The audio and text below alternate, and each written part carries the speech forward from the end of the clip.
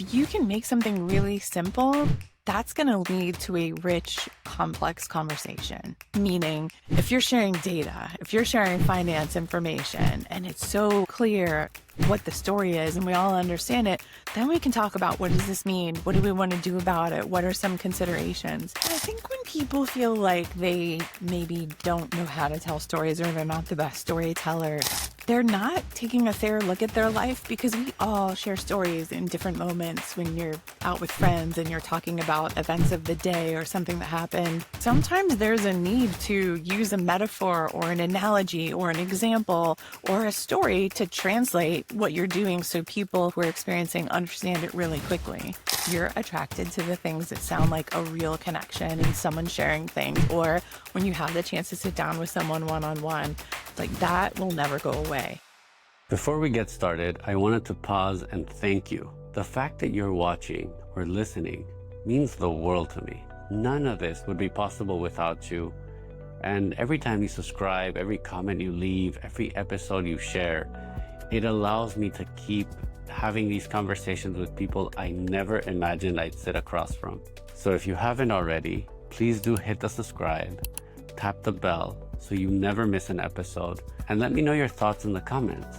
This podcast is a journey we're building together, and I couldn't do it without you. So I'm so excited to have you on the show, Karen. Thank you for being here. I'm delighted to be with you. And I want to repeat what I said off camera. When someone teaches you something, I really want to pay my respects, because I think your book is amazing, and I can't believe that I get to speak to you and now pick your brain directly. I'm so excited. It's going to be such a fun conversation. And I want to take it like beyond your book, beyond your TED Talk, beyond everything that's online. So hopefully we push the boundary a little. And let's start with, you've said that your first story at 5 was convincing other people that your eyes change colors after eating crayons. What did that moment teach you about attention, and when you did that, what was the first part of storytelling that really ingrained in your future success? Sure. When I was very young, I started to realize that people would notice my eyes. So I have a brown eye and a green eye, and I could tell the exact minute when someone would notice, because I would be talking and their words would slow and their eyes would start going back and forth. It was almost like their brain was trying to decide, do we look at the brown one or the green one, or the brown one or the green one? And I would brace myself, because they would just ask me all of these questions and say things like they knew a dog that had 2 different color eyes, or it reminded them of David Bowie, or all these things. I just never knew what to say. And I always loved my eyes. It's a built-in answer to the question, tell me something interesting about yourself. But I found in these interactions, it was so depleting, because they would ask me things like, do you see the same colors out of each eye? To which I always wanted to think, like, what do you see out of your eyes? Like, why are you asking this? And I was no longer a person. I was a thing where others would be called over, and these moments just were really draining for me. And so the next time it happened, I told them that I was born with brown eyes, and that I had been in my room coloring one night and reached into that big box of crayons that we all had, with the broken ones and the peeled ones and the perfect ones. And I pulled out a green crayon and I took a little nibble, and it tasted not really like anything, but it had an interesting texture. So I ate it and liked it and reached into the box and ate another and another until all the green crayons were gone. And the next day I woke up and my eye was green. And I told that story, and I would just be quiet after I said that. And people would just look at me, and you could tell they were struggling with, she cannot be serious. Like, this is made up. But she also said it kind of convincingly. And I would let them off the hook, and I would say that, no, my eyes didn't change colors because of the crayons. But the shift had already happened, because I told this story where I went back to being a human, and we ended up having these really meaningful interactions that we never would have had otherwise. And so what started as a sarcastic way for me to handle these awkward situations turned into recognizing that stories can shift the energy and create connection, even in what feels like the most artificial of circumstances. And so it's something I've turned to throughout my life, personally and professionally, as a way to connect with people and to shift energy. And I think we're all born with this storytelling ability, and it's part of how we, before there was writing, before this was our primitive way of teaching each other, is to tell a story.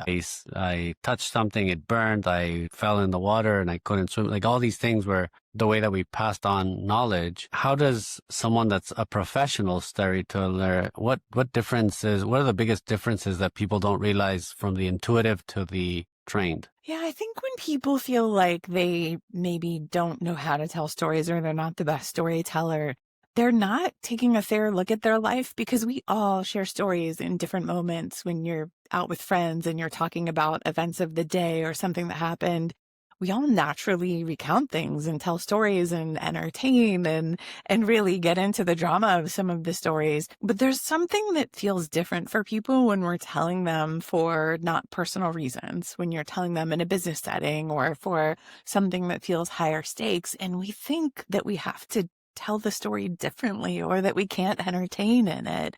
And so the biggest thing is I try to help make storytelling accessible by helping people recognize how they can tell a story that the brain can't resist, and how they can rely on many of the things they're already doing and know to be the most real version of themselves and connect with others. So a lot of what I do is I know how to tell a story, but also I know where and when to try telling stories, where I think other people sometimes put up that barrier themselves and think, oh, I shouldn't tell a story here. And generally they're wrong. Exactly. What about your time at GE or Deloitte and leading culture and some of these like huge organizations? What is a story where you can exemplify the importance of communication and the importance of keeping a culture within a story? I worked in a role in General Electric where I was the head of culture, and it was for a business that had 90,000 employees in over 150 countries.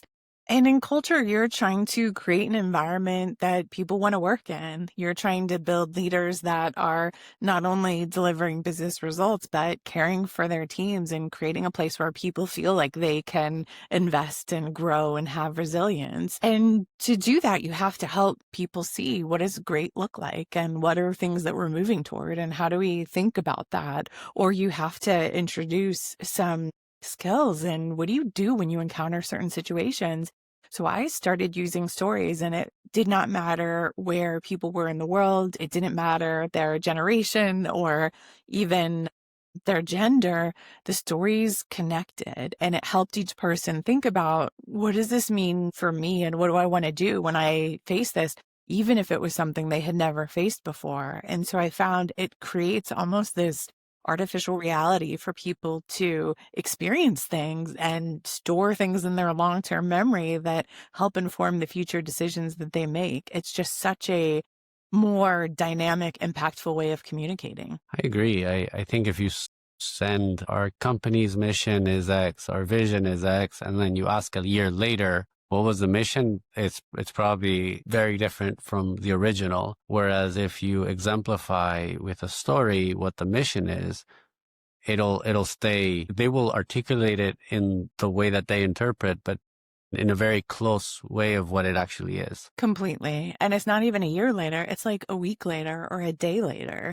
When we're just recounting all those things we've been told, it doesn't work. So anytime we're communicating and you're just pushing information at people, that's what it feels like on the receiving end, just a bunch of information being pushed at you that you hear, but you don't necessarily connect with, you don't internalize, you don't set intentions with. And that's what a story can do. It can really just help you connect with things differently and further the impact of the message. And, telling stories and being part of like when you notice that you told the story about your eyes and how you grew up and this perception of storytelling being so a powerful dominator of the narrative and the energy of people. But how did you go from that to the height of being head of culture or being in like, there's many steps there. What were those steps? And what do you think was the moment where you said, Actually, this is a superpower. I've always spent my career focused on how are we creating workplaces where people can thrive. And so sometimes that's the way you're developing the leaders or how you're equipping leaders to shape and build teams. Sometimes it's strategic stuff of how are you setting a culture strategy and helping the C-suite team align around that and think about that. Sometimes it's how are we communicating? It's like a full, if you think of anything that the employee experiences, it's looking at that and thinking about what do we want this to be like and how do you shape that? And so in different companies, I've done different versions of that and have found that because you're touching the things that make us decide to get up and go to work and hopefully choose to be in a good mood and choose to do good work, there's such an opportunity to connect and help people see things and think about what they want to do, what might be helpful. And while that was always my focus, stories have been a tool in helping get there. It's how I can help build leaders, teams, and culture. I don't just do stories. Stories are how I do it, is the way I say it. But it's all in this spirit of how are we helping businesses create environments where they can deliver what's expected. They can deliver their business strategy. They can develop the talent they need to do that and create a place that's helpful through their culture. When was it that you figured out that the how you do this is through stories, though? Or was I that don't always there for you? I don't think there was ever a moment. I think that, so one of, I guess my gifts or talents is that I think in all of the work that I've done, because my background is in development and how are we developing leaders? How are we developing culture? Anytime I am trying to take concepts and help people relate to it, I am working through how do I share science behind this? We understand what's happening and why. How do we how do I help them understand what's hard about this so that there's a little empathy building and acknowledgement of what they're facing?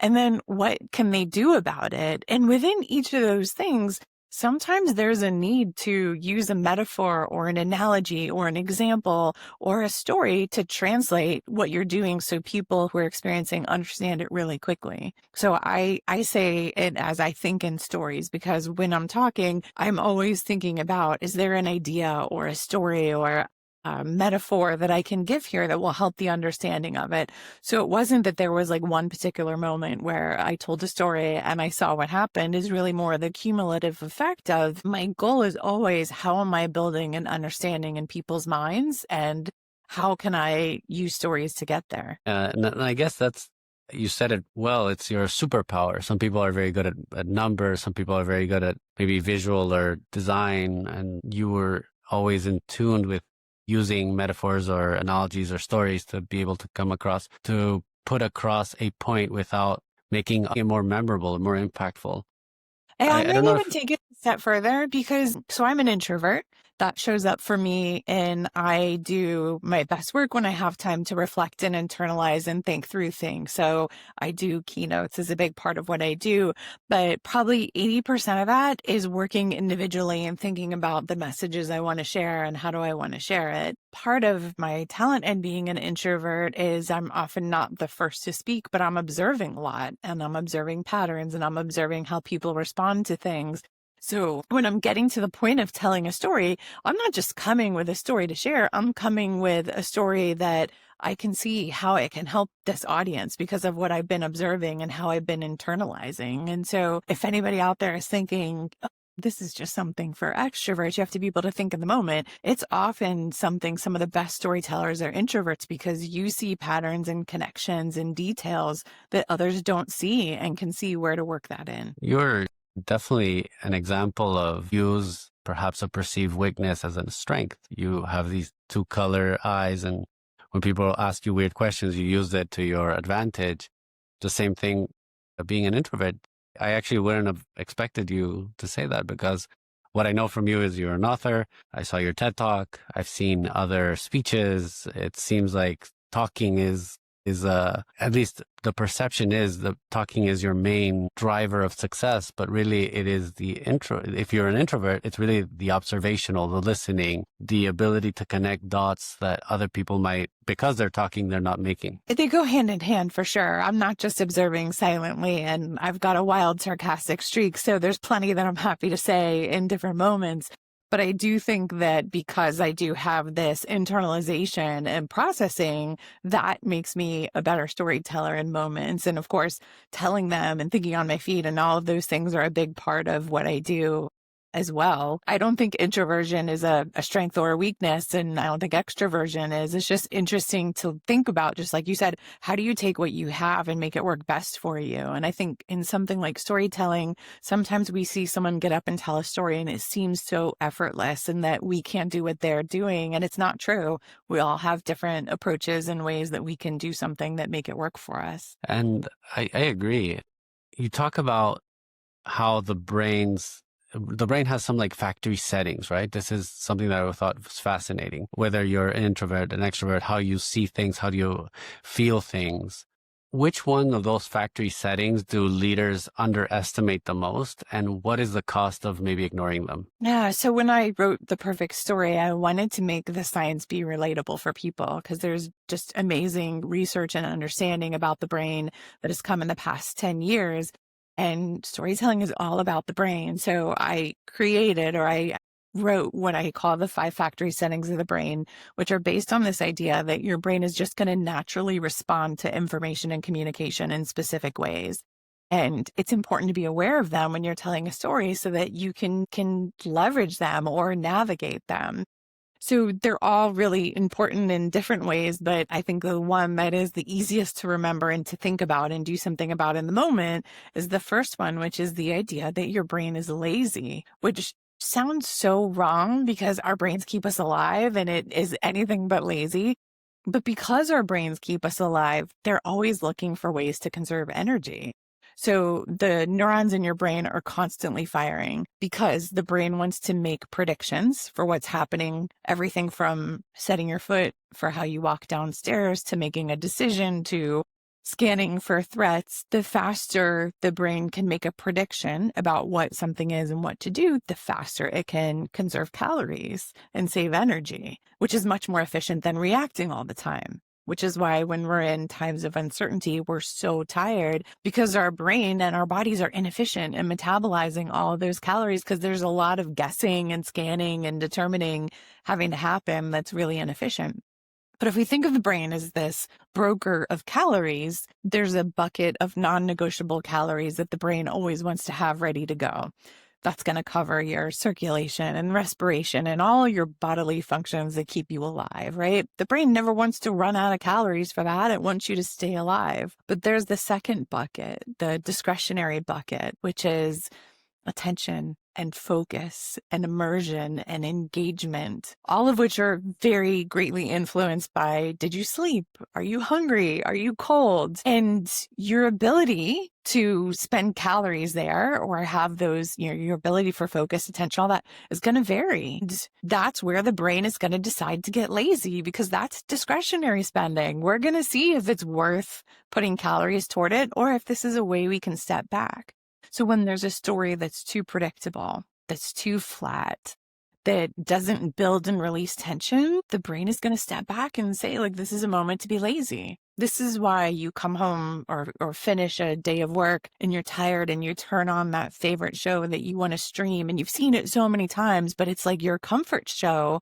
That's the brain saying we want to be lazy and conserve some calories right now because we do not want to have to think. So when you're telling a story and even when you're communicating, it doesn't have to be a story. You need to think about, you have to get the brain out of lazy mode. You have to have enough tension in the story, something that's being explored, something that's at stake, something that's a challenge. And it doesn't have to be dramatic because a lot of times tension is, I'm not at where I want to be, or I'm unsure about something. You have to have enough tension that the brain wants to spend calories on it. And you want to engage the senses so the audience, the listener, feels like they are there alongside the characters in the story, seeing, hearing, feeling, experiencing just like they are. So that's probably the biggest that we can think about and remember easily, whether we're telling stories or communicating. I love it. Feel that. And I agree. Sometimes I say too many calories when someone gives like I'm in the investment world and everything is so dense and it's like you look at a paper, you think too many calories. You feel your brain just go, no way. I mean, like, if you're in a meeting, because this happens when we are sharing data all the time, someone will put up a really complicated chart and you look like you're paying attention and you're trying to pay attention, but your brain has just taken off and said, like, we're just going to step back and take a little relaxation here until we get to the end of this, because there's no way we're spending calories on it. Exactly. And famously, Warren Buffett said that if they could choose between finance and communication, he would always choose communication, because you could be the best finance person. If you cannot communicate, it's worth nothing. How do we become better communicators and storytellers? First thing is recognizing that you want to make things simple. I think sometimes we reward complexity, especially in business. The more complex the slide, the more complex the information. We think that's demonstrating knowledge and skill and give me my gold star.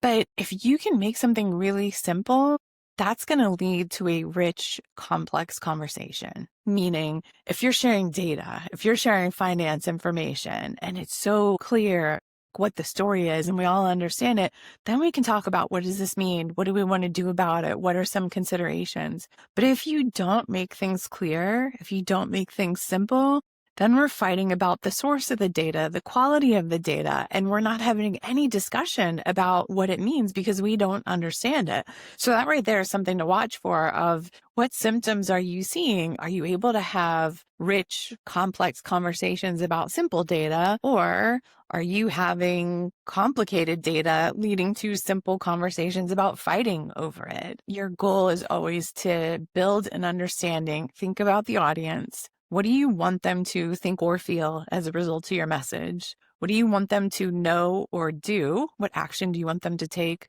What is their mindset today about it? And what might be an obstacle in getting them to what you want them to experience? When you start there, you can then build a message that's going to resonate each time. Yeah. And it hits home in many ways because, again, coming from the financial world, you sound smarter, you look better when you have these complex models. And it's happened time and time again when people are like, can we just have a 5-minute meeting and you tell me what this is about? Because the data becomes so complex. And I really want to highlight what you just said. When you have complex data or you want to do something complex, you usually start having simple conversations of the complex instead of having simple data and very complex conversations, deep conversations about it, which move the needle, make a difference. Yeah. It's when it gets to data, we think more means more credibility, but really more just means more confusion. I mean, another thing to think about is when you're sharing data, start before you even look at the data, before you look at the charts, start with, what is the problem you're trying to solve, or what are the questions you're trying to answer? And you want to ideally get agreement on that before the meeting, because then it makes it easier to make sure that we're all in the same conversation. But from there, once you have that and you know what you're analyzing, one of the mistakes we make is that there are amazing analysis tools and there are so many cool charts and views that are complicated. You can layer and filter and sort and see patterns and relationships, which is great when you're analyzing the data, but it is terrible when you're sharing it. So when you're analyzing it, have whatever view you need, look at any cut of it as you need. But when it's coming to educate, to share, you need to take it out of those views and start with, here are the questions that we're trying to solve, and lay out the story for how to frame up those questions. The mistake we make is we just leave it in those views, and there's often too much in there that isn't relevant for the discussion, and it adds complexity and confusion. But it's okay to step back and take the message and guide people through it in a more simple way, helping them focus on what is relevant. And it makes it so much different than an overcomplicated slide with details that are hard to process. I love it. And I agree. It's people want to show you their process instead of their work, the final product. And people are like, let me show you all this data I went through. And then you're like, I am more confused than where's this going? Right. And You're close to it because you did the analysis, which is great, but we don't need to know every step that you did. We do need the story, which is different than let me tell you every step. Correct. And going with that, it reminds me of a quote of yours, which is, make waffles, not spaghetti. And where did this come from? how did you have a moment in your life when things were spaghetti and think, no, I'm going to make waffles? It's an analogy I use. I was at General Electric at the time, and General Electric is a really large corporation that is always navigating different changes. And I was working with people in the HR function who were facing another big change. Change management's really uncertain and tiring and taxing and all of the things that the brain doesn't like. And as we're talking about the change, the initiative that was being faced, I could see that the energy in the room just was sagging and their brains were going in a lazy mode. And it's not that they didn't want the change to be successful. It's just they had been in this conversation so many times before for so many other changes. And they saw often the results didn't get what they wanted and it was overwhelming. And so I looked around the room and I thought, like, there has to be a different way to do this. And so I said, like, what if you pictured a plate of spaghetti, tangled mess of noodles? If you try to pick up one, there's a whole bunch of others with it. You can't organize it or sort it. Delicious when you eat it, but it also kind of slaps you in the chin. Said, this is your employees' brains when they're navigating change. It's a tangled mess and it's confusing. And sometimes it feels like you're being slapped around and things are happening to you.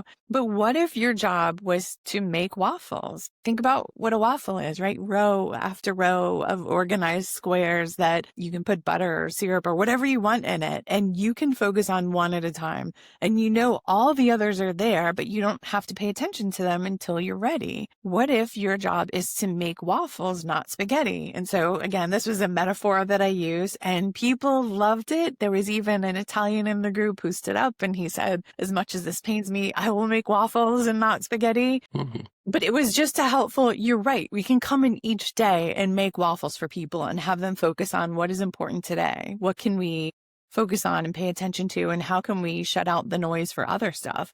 And this silly little metaphor became something that people who were so tired of change could come in and easily do each day to move things forward. And the cutesiness of it made it take off. And that's probably almost 10 years old now. It's a wonderful metaphor. And I think it's very relatable, especially in business and personal life. Sometimes you're like, if I move something somewhere, it pulls other things. It might not. It's like life, but if you start to make it more organized, perhaps it's a little bit easier. Do you have a formula? Do you have a pattern to create waffles and speeches and stories, or is there an arc that you follow? How does your brain work when you're like, I need to convey this message? How does it start? Yeah, it's very similar to what I laid out in the perfect story. So I always start with the audience.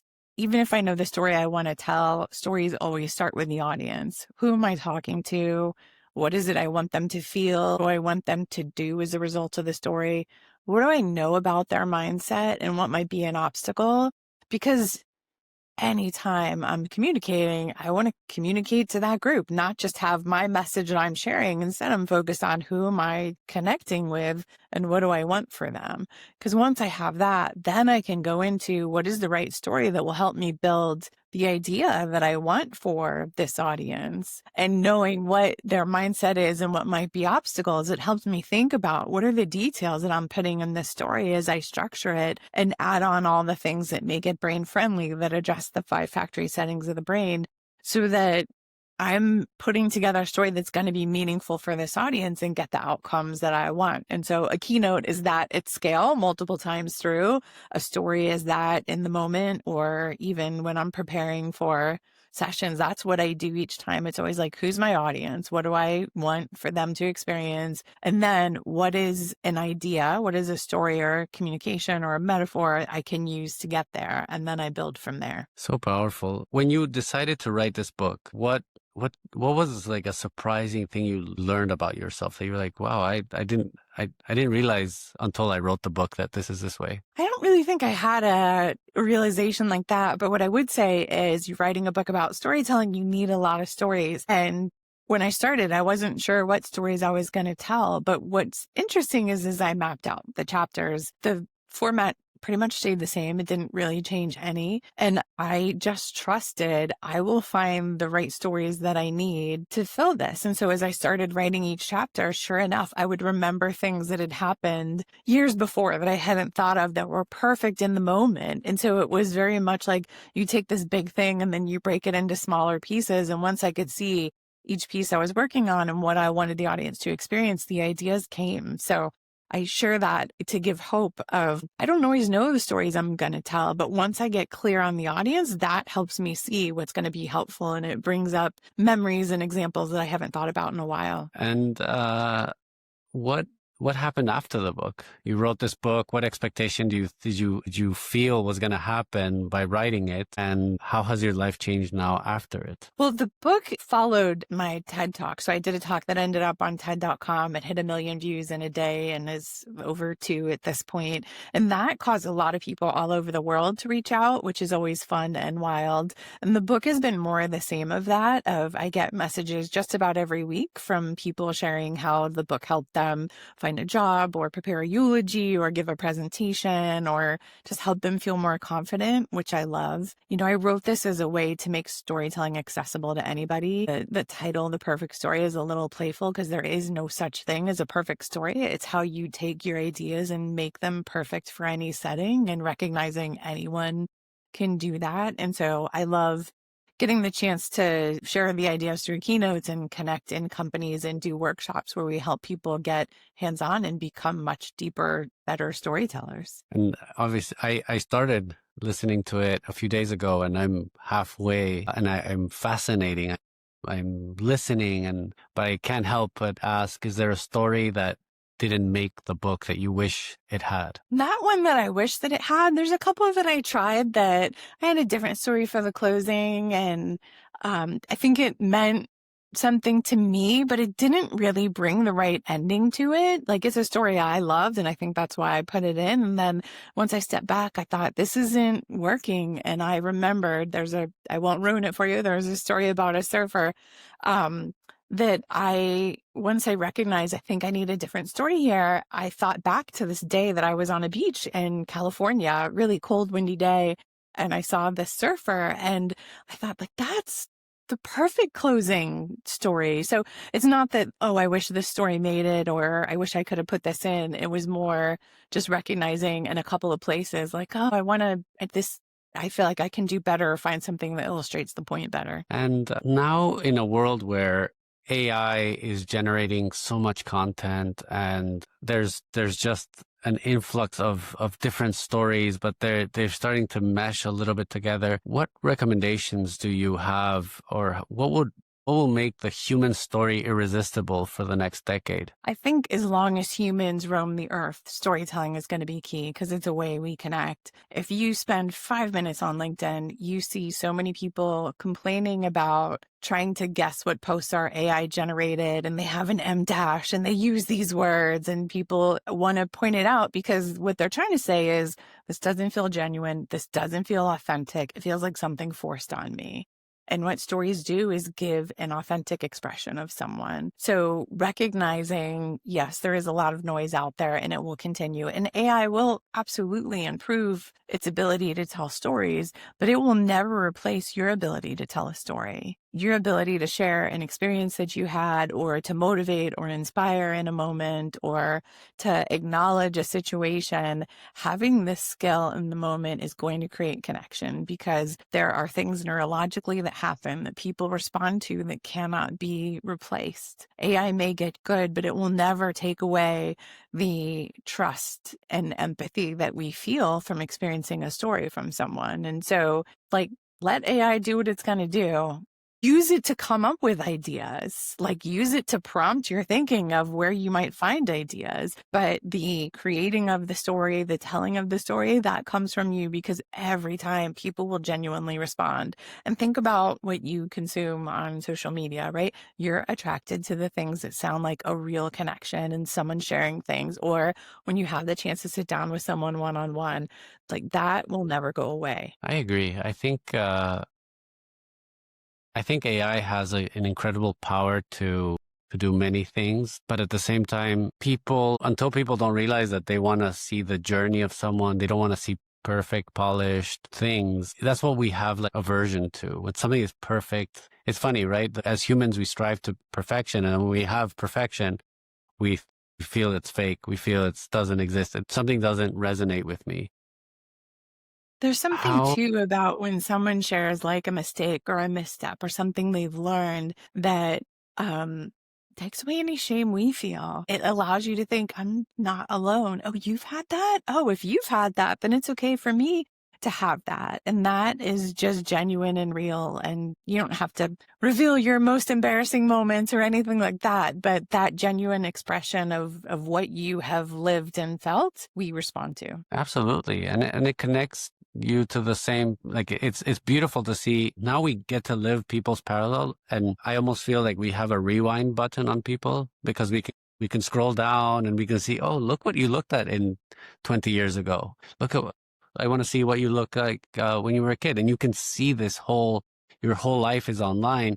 And I believe the best stories are those that you can see genuine change and where they came from to where they're going. And that leads me to you now. What are you working on now? What's in your near future and The near future is very similar of working on stages and keynotes, connecting people to different ideas around storytelling, from how to tell stories to telling stories with data to more nuanced pieces of how you use stories in sales or leadership or to shape your culture. So that I always love, even though I am an introvert, I love bringing ideas to people at scale, continuing workshops and coaching people and helping them become better at it. Longer term, I'm still working through different ideas. It's going to still be in the space I've spent my whole career of how are you helping make better people and better workplaces, and communications will definitely be a part of that, and stories will be a part of that. and when you coach someone, what is your process? What does day one look like? Who are your typical people that you help? There's a variety. It depends on who it is and why they're coming. So sometimes it's a CEO that is getting ready for a board meeting or a annual offsite, or they have some big event, big presentation, and we're working specifically on that. Sometimes it's a senior executive that wants to be more memorable in their communication, wants to be more authentic. And so we're working through things there. Sometimes it's a person preparing for a TEDx and we're working on that. I have someone that is a stand-up comedian that we're working on stories. Like there's just a range of stuff because it's always going to start with the individual because it's different. But we lay out what it is that they're trying to do, what the goals are, whether it's a one-time thing or ongoing, and then we map out how to get there. And I spend a lot of time trying to understand how they approach things, how they learn, how they think, so I can guide them through it in the best way possible. And then we generally start mapping out the audiences they're communicating with, and we go through a big analysis of that and what they want them to do and what their mindset is. And then we start coming up with a whole bunch of stories and then working through them and refining them to be more nuanced and getting to the delivery aspects of it. So there's a range every time. I also sometimes am helping people on books that they're writing to think about how to structure it in the best understanding and what stories to incorporate and how to incorporate them so that the reader immediately connects with them. So it's different every time, and I love that. Can you give us maybe principles or tips and tricks, something that someone listening to this, I recommend buying the book because that will give you everything you need to know and a lot of tools. But what are things that you think can be like the cheat sheet that people are going to dinner tonight and they feel a little anxious or they may be a little bit introverted, that they feel can help them overcome that or perhaps just deliver their message in the right way? The first is think about who you're going to be eating with, who you're going to be talking to, and what you want them coming away feeling. And if there's anything you want them to do. And, in informal situations, maybe you want them to feel entertained, or maybe you want them to feel impressed by you or more trusting of you.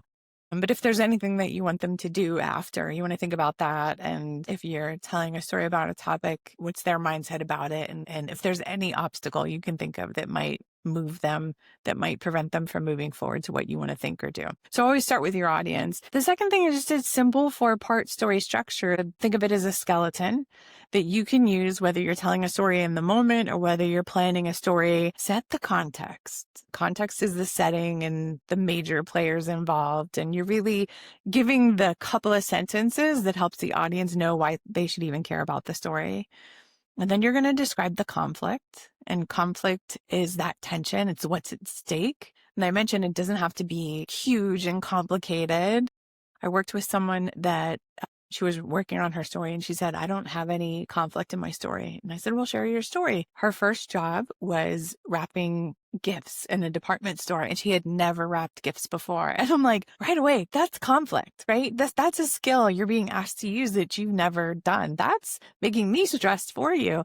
And then she said her very first customer brought a bicycle for her to wrap. And I'm like, you have plenty of conflict in your story. So she thought she didn't have conflict because it wasn't this big, complicated thing, but it was. It was something she hadn't done before that you don't want to get embarrassed. So you're going to set the context, describe the conflict or what's at stake, describe the outcome, what happens as a result of the conflict. And then the takeaway is that message that you want the audience coming away with. So you can use this 4-part structure to tell your stories in the moment and to plan your stories. And there's more you would add into it. You'd put in things to make people feel like they're alongside the characters, seeing, hearing, feeling things, connecting them to the emotions. But if you just start practicing with that 4-part structure, context, conflict, outcome, takeaway, it's going to allow you to get all the ingredients for a story. You can play with the order that you tell them. It's going to prevent you from telling a story that rambles. And it puts in enough of the things that make sure that the brain doesn't go into lazy mode. It's a great cheat sheet. And it started, my wheels were turning. I was like, I need to tell a story about investing, and maybe I can try it here live and see if it works. Let's go. So context is the US is going through a incredible change where there's uncertainty between back to work and work from home. A lot of businesses are now designed to be remote work. A lot of businesses want their workers to come back. So a side effect of that has caused the office space to become uncertain.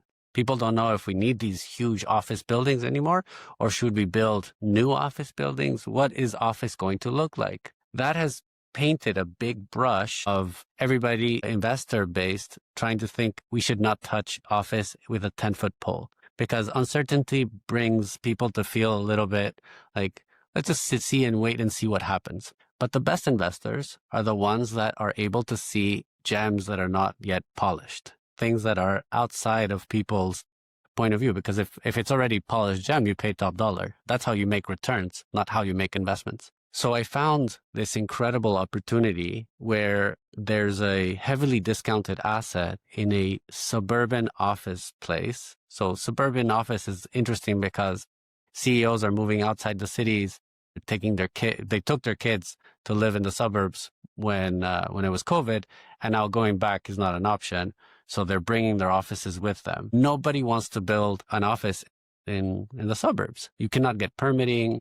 Councils will never approve an office building in a suburb. They want more homes. They want more peace. So the existing opportunity there is the problem is that when people hear office, they tense, but they don't realize that sometimes in that tension, there's these opportunities like this one. And I have an opportunity to be part of the acquisition of an office that really at this basis, at this price, you can't go wrong. It's really so cheap that even the land underneath it is worth maybe more than the office space. So I know it's a very difficult ask because of the circumstances and context and the conflict that exists. But I think that if you're able to see beyond that, I think this is one of the opportunities that has potential of big returns. Who would you be telling the story to? Accredited investors, family offices, people that are looking to allocate money to real estate. Yeah. Couple of thoughts on it there's so many fun ways you can get into it. Like it makes me, as you're describing it, it makes me think of penguins. So if you ever see penguins in the Arctic, they're on iceberg or an ice shelf, and they are looking into the water, and one of them generally jumps in first to go swim, get food, and then all the others go and they lean over to look to see what's going to happen. Is he going to be okay? Is he going to be attacked? Is there wildlife in the water? And then emerges and he's okay, then they're more likely to go in there too. But someone has to go first. You could start with something fun like that of this and then bring it to, CEOs all over are watching this, and we're in this loop of come back to office and what do we do? But employees don't want to be in the office, right? You can describe the challenge that we're facing, and no one solved it because it's time for a different type of solution. It's time for a different creative solution. Like you might play with something like that to even bring it into the moment that everyone is experiencing and how it is something different to try. And it is something that others will watch. And when it goes well, they'll want to come in, but someone does have to go first and be willing to try some different things here. For sure. And I love it that I was able to do this because I think it's a great idea and I got a free session. But at the same time, it's so valuable because people can see what it's like. Right? It's just being able to tell your story. And it's a little bit, I was on the fly. Yeah. I wasn't prepared. It was like as if we're having coffee. You're like, what are you working on? And I told you, and you just gave me a great pointer of explaining things in a way that people want to be that first penguin. Well, in a way that look over the ledge. Don't be so far away that you don't even see if that first penguin is going to emerge. Right. But you also were willing to be vulnerable and try. And what you did is you tested this idea and something that you want to tell. And it's that testing that makes all the difference because you see what people respond to. You get these little suggestions of where to tweak it. Like, I think we have to have the most perfect story, and you need to test it. The higher the stakes, the more you need to test it in front of different people in different ways. And so I'm glad that you brought it and tried. The other thing I would do as you continue to work on it is just really lean into who that audience is and the things that they care about. Like, why are they afraid to move forward? Because the more you can lean into that and acknowledge that, the more open they'll be. If you don't, then they have this mental protest going the whole time they're listening to you. Like, yes, but you're not thinking about this. So the more they feel seen in the story, the more open they are. I that's a great point. It's like they have to be the hero of the story, because if I just said people are adverse of office space because of this and this and this, they're like, yeah, I'm part of the people. Institutions, private capital, whoever, everybody's hands off. But if I say, like you suggested, family offices have all been a little bit averse to, but they're starting to look, and I found an opportunity that might make sense to jump. And even building it to and you may be having these questions yourself. You may be thinking about it yourself. Yeah. That specificity makes a difference so that they can see themselves in it. So even amazing. Okay. So it's asking them, you might see yourself like this as well. Maybe you've had these thoughts or these considerations or struggled with these things, right? You want them to feel like they're in it too, and you see that and you understand it. Beautiful. Karen, it's been amazing to have you on. I cannot recommend your book enough. I think that doing a podcast, being an entrepreneur, being an investor, we need people like you to teach us to be better, to improve. And then as a human being a better storyteller will make you a better parent, a better friend, better everything. So I think the skill sets are incredibly important. I definitely want to thank you again for the openness for me to be coached online and on air and like this. But it's just amazing to hear firsthand what you do. Thank you for such a thoughtful conversation. I really enjoyed talking with you. Thank you. And for everybody, please learn from Karen. Her book is online, it's Amazon, it's everywhere. And I will put her social details, so you can follow her and get in contact and work with her. Thank you so much.